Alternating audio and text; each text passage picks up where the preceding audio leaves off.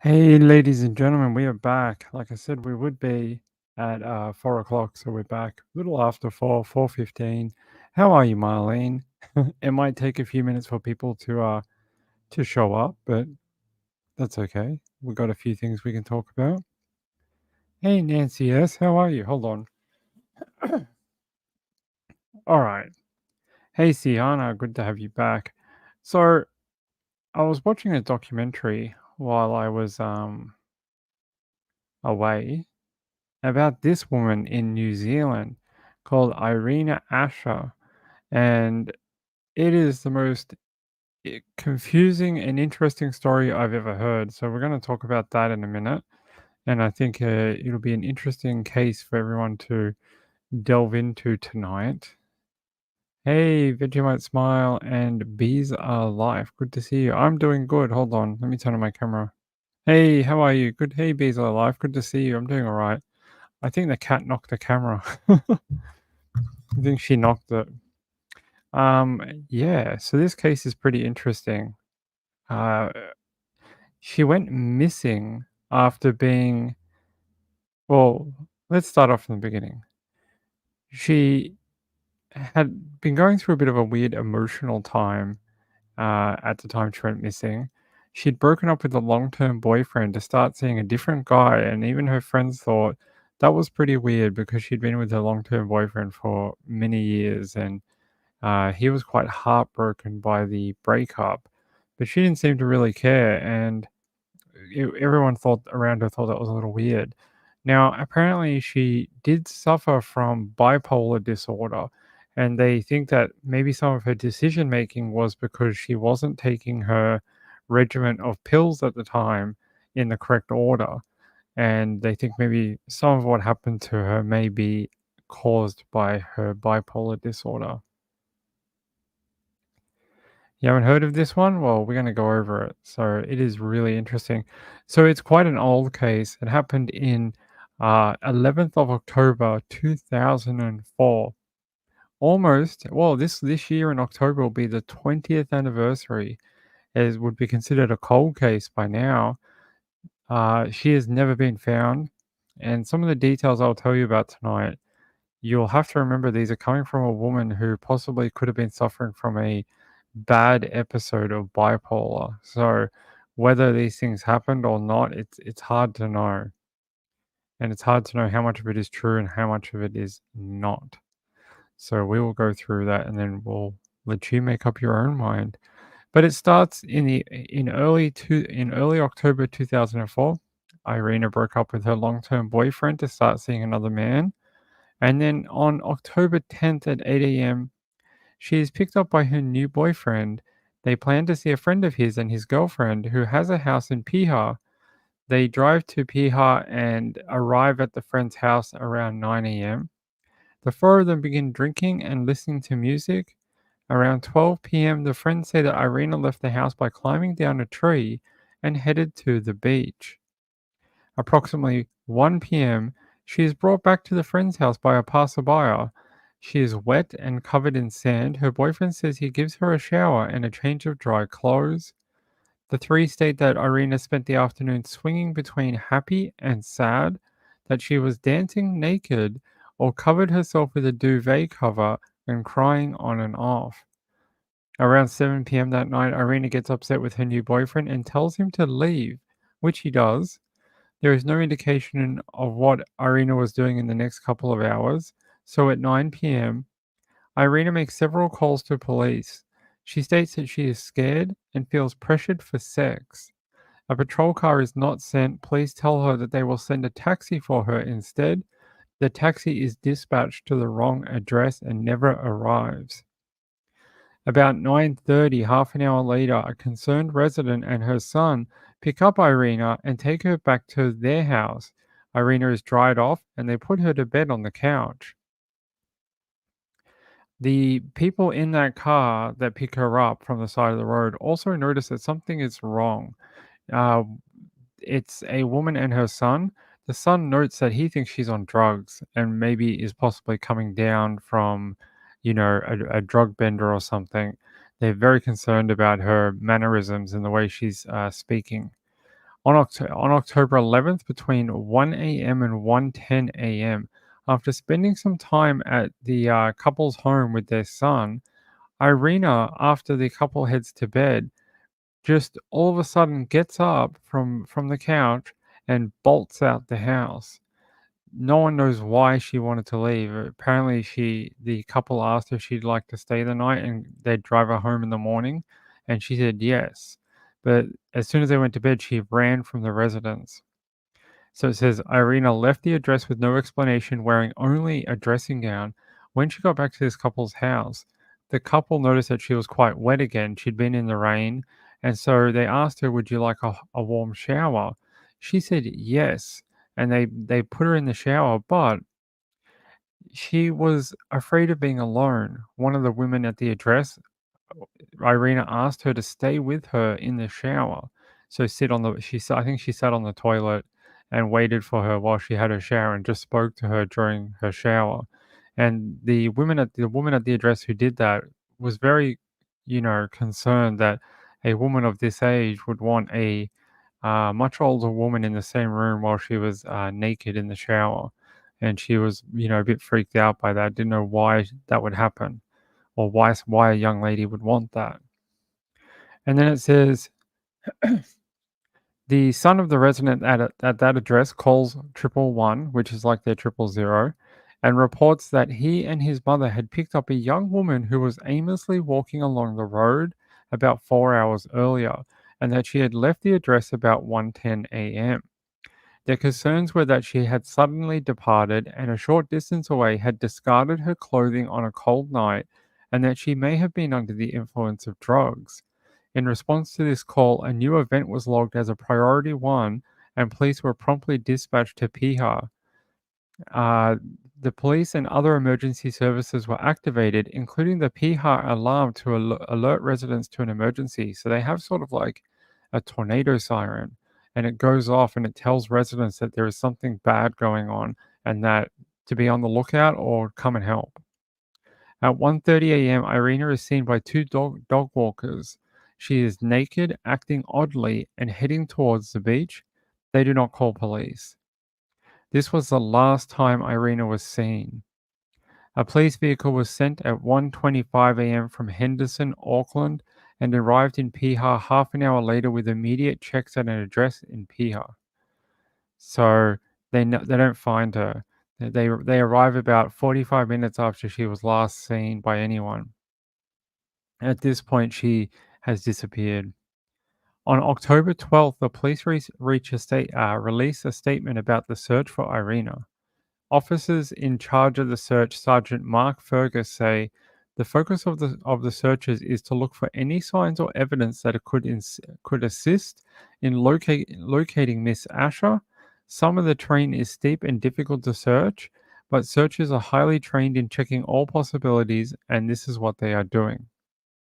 Searchers included search and rescue volunteers, police, park rangers, and the Air Force. Dogs were also used in the search. Uh, Detectives from another another branch are also insisting with inquiries in the area. Detective Senior Sergeant John Sutton is officer in charge of the missing person inquiry. There are a number of possibilities that have to be considered as we search for Miss Asher, and people in the Piha area can assist by making regular checks of their properties, as Miss Asher could still be wandering in the area. Days later, October 13th, police say search teams at Piha are continuing to look for missing Auckland woman Irina Asher, and a group of her family are also working with search teams. OC Search Sergeant Mark Fergus says the family have already been searching for Irina and today have been assigned areas to check, so we are working the search teams. Uniformed staff are also going door to door this morning, talking with local residents, asking if they know anything.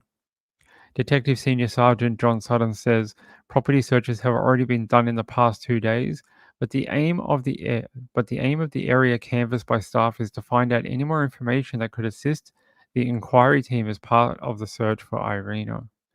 A couple more days later, on October 17th, police say they have worked with the family to establish a profile of her behavior. Police and Irina's family say there are strong similarities in her behavior the night she disappeared, with other times she has been sick because of her bipolar condition. It's later revealed that she stopped taking her medication in the correct order, and that may have triggered a bipolar episode within her. On the night Irina disappeared, police say statements indicate there was some strange behavior. Irina's family have told police that when she is sick, Irina will hide and have no contact with her family. She will convince others of her manic behavior, does not sleep, has mood swings, has excessive amounts of energy, gives the appearance she is on drugs, and has an aversion to light. Detective Senior Sergeant Sutton says on the night she disappeared, Irina is described as having erratic behavior, including mood swings, a strong, purposeful walk, and an aversion to light. She also told people she was with that she had been given hard drugs, but then later said she had not. Irina's family says she does not take drugs. Sutton says one witness who is believed she may have been on drugs came to later conclusions she may have been suffering from a mental illness. That was actually the son of the two women who took her in. That guy later said that he mistakenly thought she was on drugs and she was actually suffering from a mental illness episode. Police believe Irina was not complying with the regime of medication that was prescribed for her. And they're saying a few more days later, on October 19th, the police revealed that they were trying to locate four people who stayed at the Piha campground that night. That includes two French tourists and a man who was asked to leave the camp due to his antisocial behavior, described as upsetting to other campers. Police have also released an identikit picture of the man who went by the name Scott. But police are unsure if this is his name. He left the camp about 11 p.m. on the night Irina disappeared. Detective Senior Sergeant John Sutton says this man is not a suspect, but is one of a number of people police need to identify to speak to. The man is described as Caucasian between 40 and 50, 178 centimeters in height, medium build with shaven bald head. He had a fat face, a brown beard to his chest, and brownish possible false teeth. He was wearing bush style clothing. He had distinctive wart on the left rear of his head. He carried a canvas knit bag with a water bag tied to a bag worn over the shoulder with a homemade strap. If anyone believes they know the identity of this man or other people at Piha campgrounds, they were encouraged to call the police. All over the country, people were talking about what happened that night. How did police get it so wrong? And what happened to Irina? If the police sent a patrol car in the first instance, would she still be alive today? So, as you can see, very, really interesting case. Has a lot of twists and turns. And the reason I'm telling you about this specific case is a new documentary came out, and I'm going to tell you the name of it. It's called Black Coast Vanishings Season 1. And in episode 1 of this documentary series, they go over this case and they interview the two ladies who brought her home that night, the couple. They actually they interview those two ladies and they give you a lot of information about what happened to her. I think it actually came out last year, but it's now appearing on other streaming platforms outside of New Zealand. That's why it seems new to me, but it's not actually. I think it's a little old if you're a New Zealander. I think it's been around since around June in 2023 if you are native to New Zealand. Hey Peekaboo Cockatiel. Hey Peekaboo, thank you so much for your donation. I really appreciate it. It's extremely kind of you. I would also like to thank a couple other people. If you can give me 2 seconds. I just would prefer to give people's chat names, not their real names. I'd like to thank Heather B. Thank you very much. Peekaboo Cockatiel, amazingly kind. You both are very sweet. And I'd like to thank our friend Sean the Sheep. You guys supporting the chat is really helpful right now. What platform is it on? I can tell you. Where is it? If it'll let me find it, I'll tell you. Let's see. It says They're saying they are not aware of any way to watch Black Coast vanishings in Australia. Okay, that's helpful. Let me see where else it might be available to watch. Apple TV seems to have a link to it, which I can provide in the chat. I don't know which country. I don't have an Apple, but I can give you the link in the chat to Apple TV. And it's episode 1. They start on her case about 15 minutes in, and you can give it a watch and learn more about this disappearance along with about 6 others in the same region. And I'm not kidding, they've never found any of them. 6 people missing all from the same place. That's very spooky. Apparently, this one region in Piha just has, for some reason, magical draw to people that become missing without a trace. And I can show you something. I can show you a few of the other people who went missing in the same area here.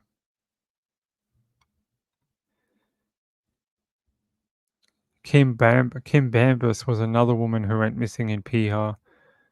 It's a lovely region. Look at that. Beautiful. Like what paradise looks like. But, it's interesting. Some people think these are all unrelated, young people who've gone missing. Some people are convinced there's a serial killer lurking in the shadows around Piha for the last 20 years, while young people have disappeared over a vast majority of time.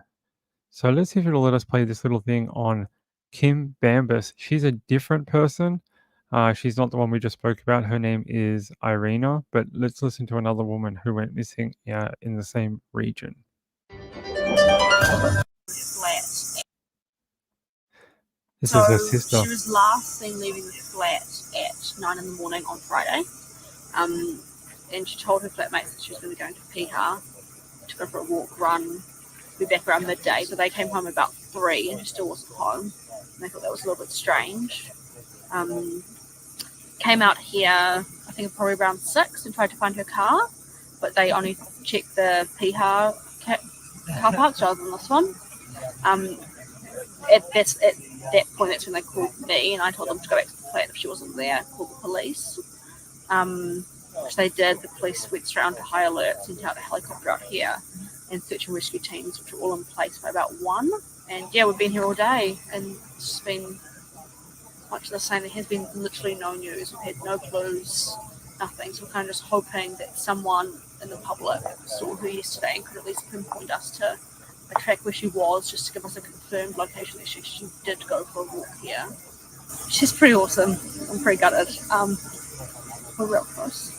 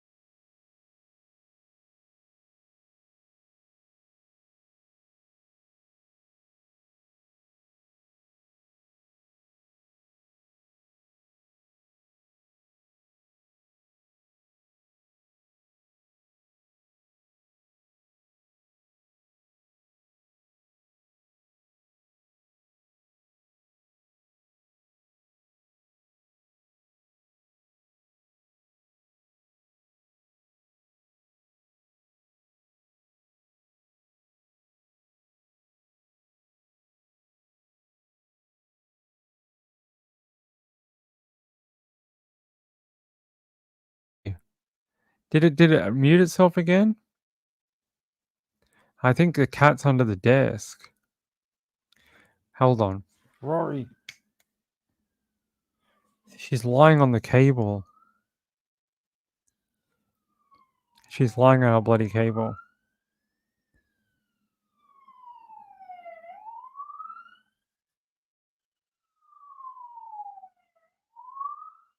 Can you guys hear that? Bloody siren. It's loud. Alright. It should be working now. Ah, bloody wowie. Yeah, I'll explain what I was talking about. I was going through the different people that had gone missing from the same location as, well, Kim Bambus, that was her sister, but also the one we talked about originally, which was Irina Asher. Irina Asher has been missing since October 12th, 2004. She was the first girl we read about. And then I showed you down here, Sherry Vusden, December 2012. She's missing from the Mercer Bay Loop track near Piha Beach. The mother of one lived on the North Shore but frequented the track often. Her brother told the Herald after she disappeared. There's a photo of her. Apparently, she's never been seen again. And then we have Kim Bambus. She was the lady her sister was speaking about in the video. A regular visitor to Piha, often running on the same Mercer Bay loop as the previous woman. The day she vanished, she told her flatmate that's where she was heading. She's been missing since March 24th, 2017.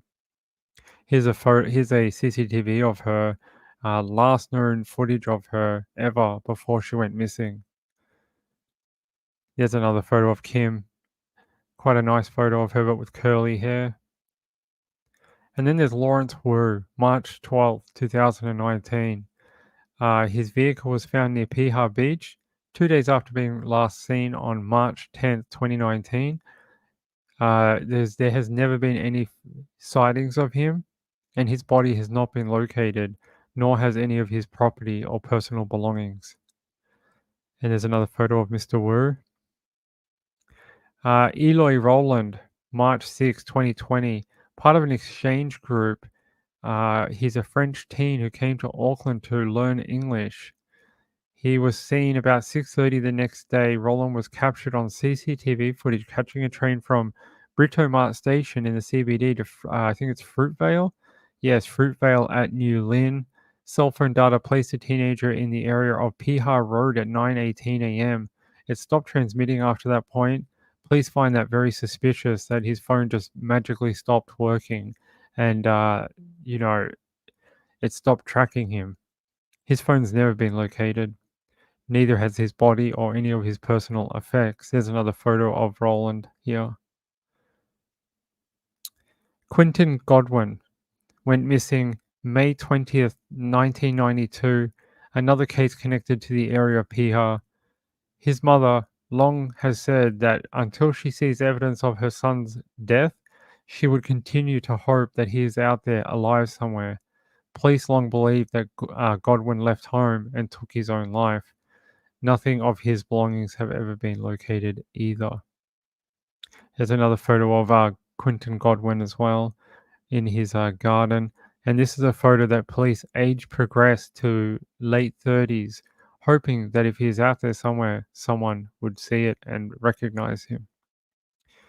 And that's it. They're all the people that are connected to the Piha area, very close to Irina. All have not been located. A lot of them very recently, some dating back only a couple of years. Some people think it's just random occurrences of people going missing. And like I said earlier, some people think there's a serial killer that travels along the Piha Road, picking off their victims, every so often. I don't know what you all think, but no idea. Vegemite Smile, is this area similar to Byron Bay? They had all those disappearances. I think originally, apparently, this area was a very male-orientated area. It had a sawmill at one place. It used to take down lumber and trees, and it had a what do you call it? Like a mismatch in male and females, something like for every 8 males, there was only 4 females in the area, and it's quite a male-dominated area. It has quite a, imbalance of sex. So lot more males, not enough females within the area, and that ties back to the old logging, company that used to be there. So, yeah, there you go. I'm sorry to wipe out that 5 minutes, bloody cat. I gotta find out why when she touches the cable, does it disconnect my microphone? I don't understand why, because it's just a single cable. It shouldn't be doing that. I mean, unless it's not plugged in somewhere, but it seems alright here. Hold on.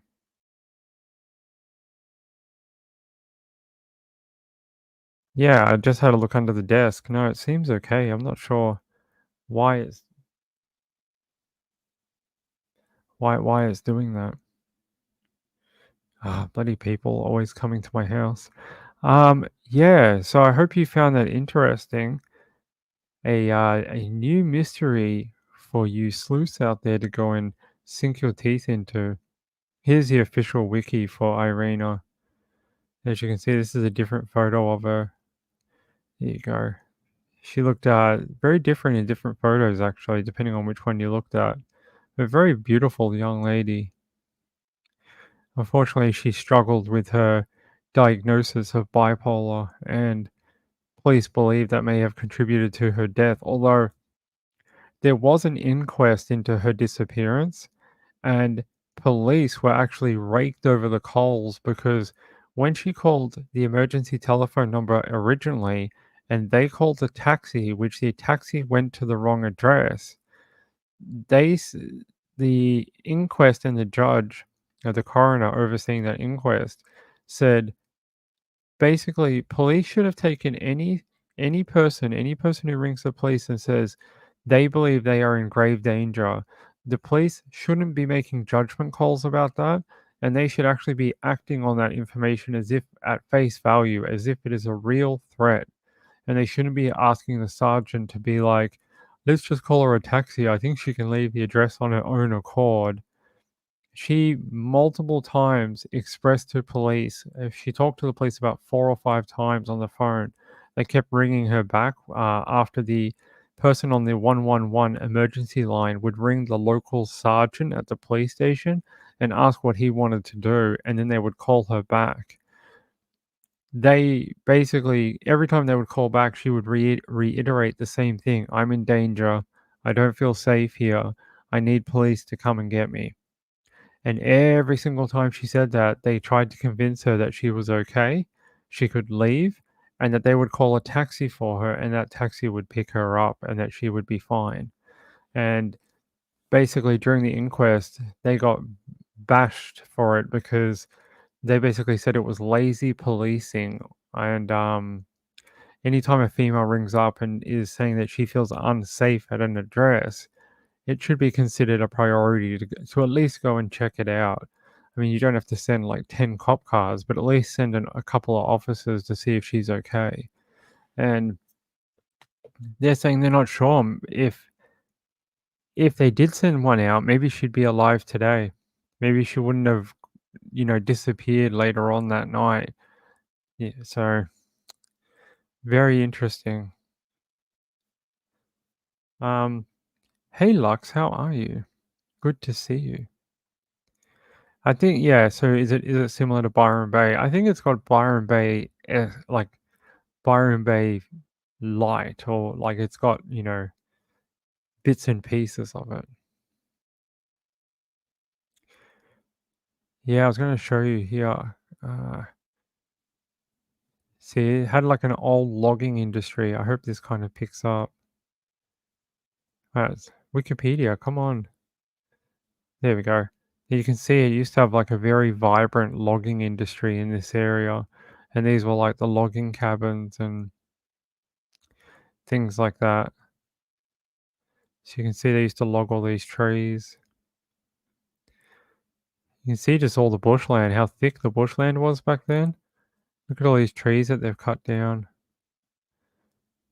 These were all the wood that was seasoning, I guess. I guess it was seasoning in the air. You can see just how much trees they'd cut down in the area. But look how many more there are. Bet you it doesn't look like that today. Not that dense. There's like a tree every like 10 meters, not even 10 feet. Look how like thick together all the bushland is. It's crazy. Australia used to be very similar in some places and it got logged to hell. There's just so many people taking down trees. Yeah, Siana says it's very sad. Lazy cops. Yeah. Yep. Sergeant said that he made a judgment call to not go out there and see if she was okay. Let me see if I can find more about it here. They're saying some key points from the inquest. Sending a taxi in response to her call was wrong in these circumstances. Irina's inward call was handled in a highly unprofessional way. Throughout the call, Irina made it clear she wanted assistance. A sergeant on duty that night made a decision based upon the information before him that police would not attend but a taxi would be called. The dispatcher rung Irina back, telling her a taxi would be called. During this call, Irina expressed fresh concerns about her position, including a belief that she may have been given drugs. The dispatcher called the taxi, called Irina back to advise her that the taxi was on its way. Irina indicated concern that police were not attending, and the dispatcher indicated that he would get the sergeant to call her back. The dispatcher called the sergeant, who reaffirmed his original view that Irina was capable of leaving the address and seeking assistance. During that conversation, the dispatcher used language that was inappropriate and disrespectful to Irina. The dispatcher and night shift dis wait. The dispatcher and a night shift dispatcher made several attempts to make contact with Irina. We now know that Irina had left the address and discarded the phone. Superintendents Lyle and Carson say, considering all the information police had, a patrol car should have been sent to Piha. When Irina called, it took some time to establish whether it was an emergency or not. The conclusion of police is that it was not an emergency, but comments made by Irina should have been triggers to the staff that a patrol car should have still been sent out. Irina told police that she was scared. This does not constitute an emergency, but a car should still have been sent. Police said we are not here to offer excuses for the actions of our staff, but rather an explanation. We are here to explain what happened. We have the report, and the procedures are found to be deficient. A recommendation is made to the Commissioner of Police that disciplinary action be taken regarding the conduct of some police members involved in this incident. Police continued their efforts to find Irina and apologized to the family for the initial handling of her call to police. Clearly, this issue exposed a deficiency in police practice around arrangements of taxi services for callers to police communication centers. As a result, the communication centers were advised of changes to standing operating procedures to assist in making such decisions. And then it says on November 30, police revealed that an anonymous call was received by a media organization. Following the call, police search and rescue conducted a search of bush areas between Cherokee and Piha. Nothing was found. The case went cold, and there was no sign of Irina. There were, however, so many questions left unanswered. And what happened to Irina?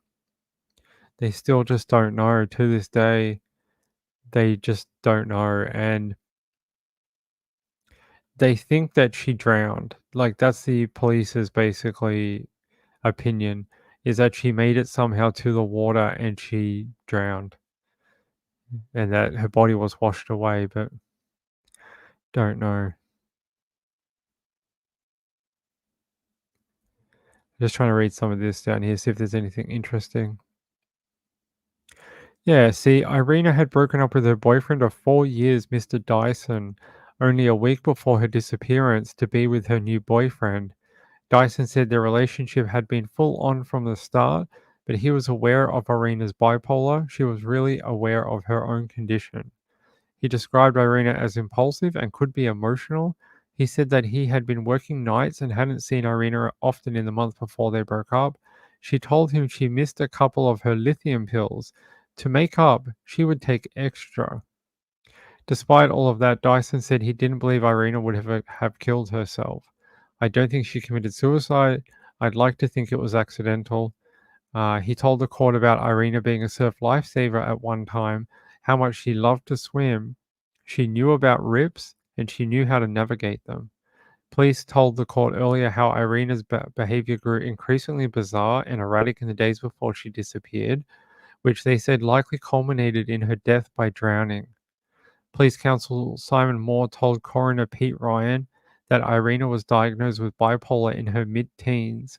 Though Irina kept the condition under control with lithium tablets, it could be exacerbated by stress, causing a relapse of unpredictable and bizarre behavior.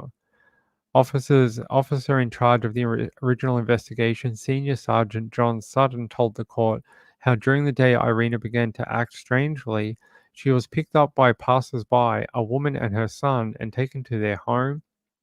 They gave Irina a shower and some food, then put her to bed, but at 1 a.m. she fled the house. Irina was last seen naked under a streetlight by a couple. They hid and watched her address the streetlight. Sutton told the court that she then appeared to kneel down and kiss the ground before running towards the beach. They followed her. The last they saw her as she moved through towards the beam of the last streetlight near the beach. They were astonished she seemed to disappear into the darkness. A massive search found no sign of Irina. Police suspected she may have been self-medicating, but could not establish that fully. However, he believed her erratic behavior was a sign of a full manic episode. Sutton said the most likely scenario was that Irina had walked into the sea and drowned. Two other possibilities, that she had gone into the bush or met with foul play, could not be substantiated at the time. The inquest continued. Yeah, so just a lot of unknowns about what happened to her. Even the police are not 100% sure. Yeah, it seems like they just did. It was a late night, raining, busy night, Saturday night, and they just didn't want to waste a police resource by sending it so far away. It was like 40 minutes out from the police station, and they didn't want to do that. So they pretended, well, not pretended, but they sent her a taxi, but the taxi went to the wrong address, which does not help. And her parents keep saying, "What what if the taxi or police had come? Would she be here with us today?" I say possibly. She possibly could still be with us today. We'll never know. We will never know, unfortunately. Um, we're gonna stay on for a few more minutes. Just hold on.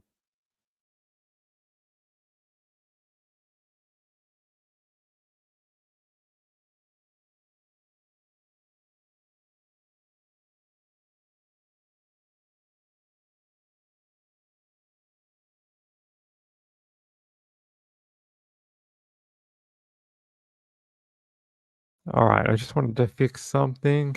It's fixed. Alright, I don't think we're gonna have that many people, but I wanted to come on and hang out for a little bit. I know it's late at night, very, very late. I don't even know what time it is. What time is it? East Coast time. Let's see. It's about 2 minutes before 1 a.m. Let's check West Coast time, or Pacific time. It's only 10 p.m. on the West Coast of America. It's not that late. It's your birthday, Lux. It's your birthday. Happy birthday, Lux. Hugney says, I remember that case. Great time in New Zealand. Ah, hope you did have a great time in New Zealand, Hugney. I hope you did. All right. Let's see if there's any breaking news going on.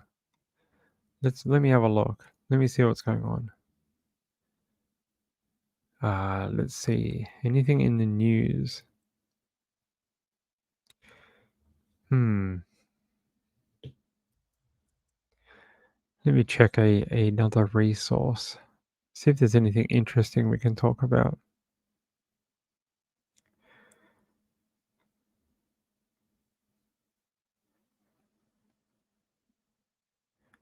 Uh,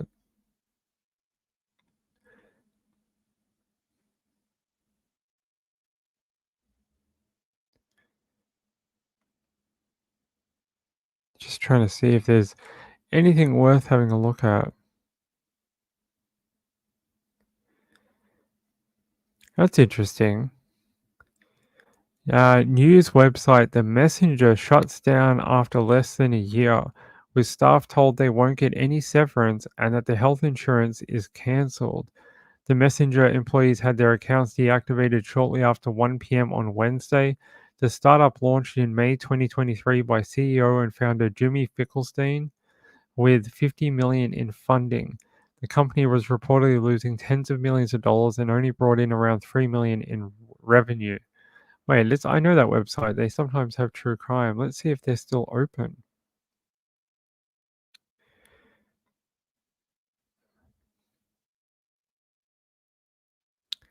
It looks like it has been closed here.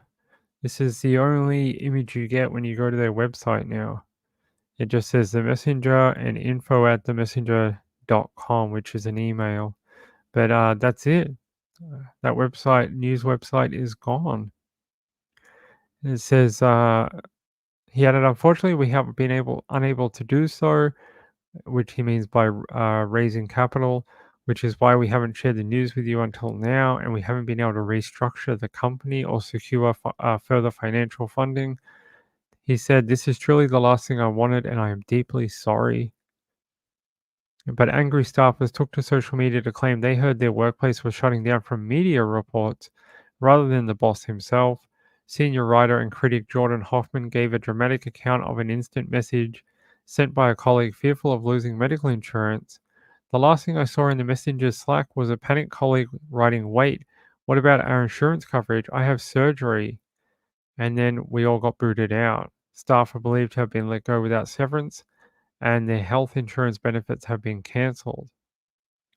Adrian Carasquillo wrote, how unfortunate to learn the messenger would shut down via the New York Times. I am saddened because so many journalists did great work, but particularly the stellar politics team that I worked with. We constantly broke news, we were on the trail, and made a name for the organization. Just a week ago, I had this big scoop below. Many of my colleagues did the same often. The Messenger was launched in May 2023 by Fickelstein with 50 million in funding. The company was reportedly losing millions a month and only brought in very little revenue. Yeah, there you go. So if you used to use the Messenger as a news source, you will no longer be able to do so. It is closed. What is this? Newlywed Iowa teacher Cassidy Krause, 24, admits to having sex with 3 students between the ages of 13 and 14, just months after her wedding, and now faces 33 years behind bars. A former Iowa teacher accused of sexually abusing 3 students between the ages of 13 and 14 has pleaded guilty to all 6 counts. Cassidy Cross, 24, entered a guilty plea Monday. She was charged with 1 count of third-degree sexual abuse, 2 counts of lascivious acts with a child, and 3 counts of dissemination and exhibition of obscene materials to minors. The West Side woman's arrest came in October, just months after her July wedding. She posted $10,000 in bond and was subsequently released from county jail. The charges stem from incidents that took place in 2022 and again in 2023, beginning with the middle school reading teacher sending obscene material to 3 minors over Snapchat.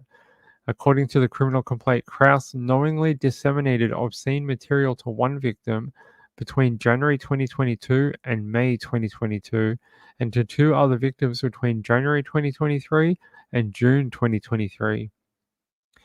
There you go. There she is. And her husband is a Kansas City Chiefs fan. There you go. I'm sure her husband is real happy. Cross then took the abuse a step further, fondling or touching a 13-year-old in May 2022 and touching her genitals to any part of the body of the child. A third-degree sexual abuse charge stemmed from her performing sex acts on a 14-year-old between January 17th and January 31st, 2023.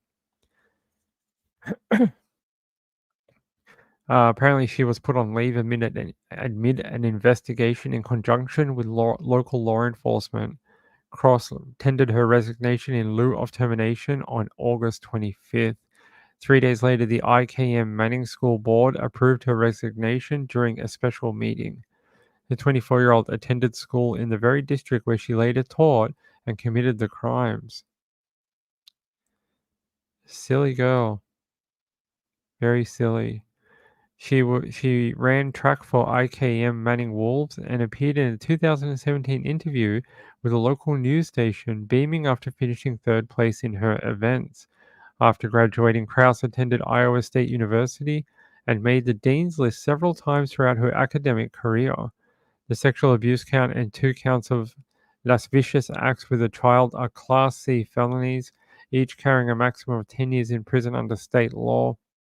The 3 counts of dissemination and exhibition of obscene materials, a misdemeanor charge, carry a possible sentence of 1 year. Krause faces a maximum of 33 years in prison. A sentencing hearing is scheduled for March 11th. There you go.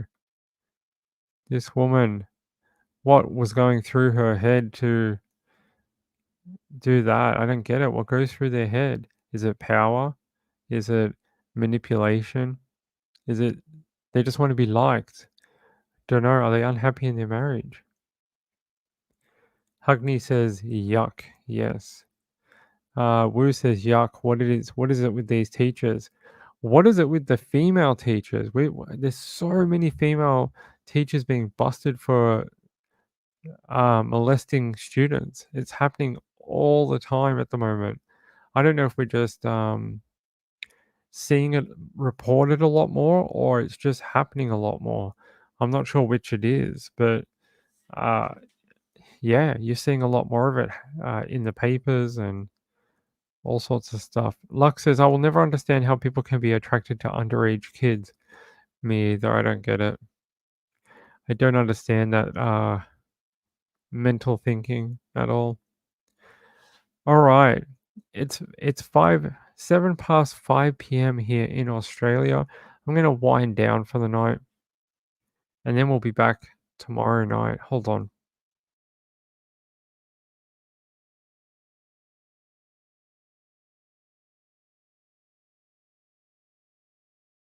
Yep, then we will be back tomorrow night for sure. 9 p.m. We'll be back 9 p.m. and we're gonna have a great night. We're gonna have a million stories to talk about.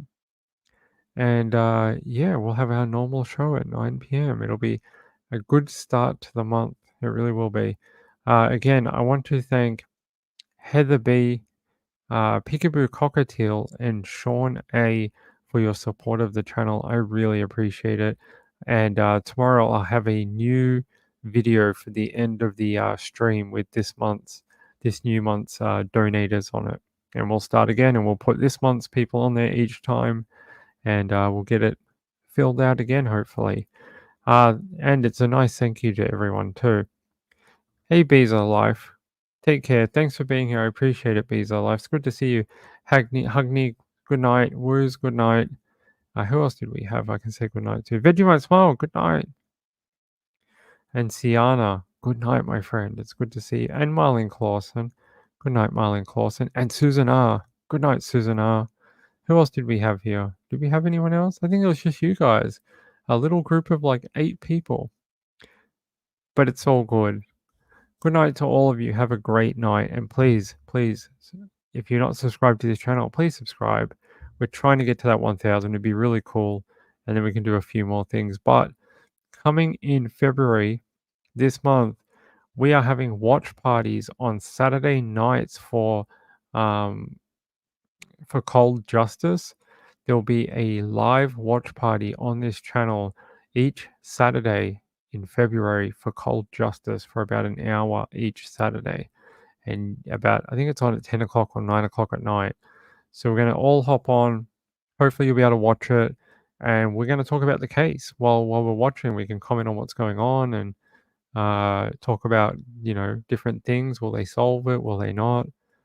And yeah, that's what we're going to do. It's going to be an extra thing for everyone to have fun with. Until then, until tomorrow night, it's good night for me. Peace out, everyone. Good night.